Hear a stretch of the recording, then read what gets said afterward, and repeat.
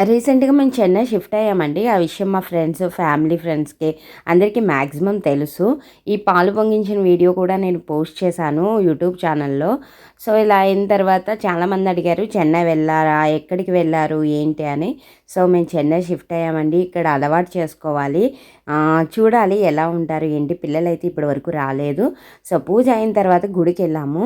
గుడి దగ్గర ఒక్కసారి కనీసం అది ఏ గుడి పేరు ఏంటి చూద్దామంటే అది కూడా అర్థం కాలేదండి. అంటే ముందు ఇక్కడ మనకు వాళ్ళ స్క్రిప్ట్ కూడా నేర్చుకోవాలి. ఏదైనా ఊరెళ్తే మనం మాట్లాడితే వస్తే చాలని అనుకుంటాం కానీ చెన్నైలో కంపల్సరీ రాయడం, చదవడం కూడా నేర్చుకోవాలండి ఎవరైనా సరే. నాకు అర్థమైన విషయం అది. ముందు ముందు ఇంకేమి నేర్చుకోవాలి ఏంటనేది చూద్దాము. ఇక్కడ ఒక హోటల్‌కి వెళ్ళామండి.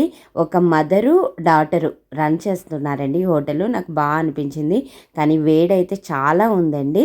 మార్నింగ్ అంత వేడిగా అనిపించింది. ఈవినింగ్ అయ్యేసరికి కొంచెం చల్లబడి చినుకులైతే పడ్డాయండి. ఏదో షాప్స్ అలా చూద్దాము అని బయటికి వెళ్ళాము.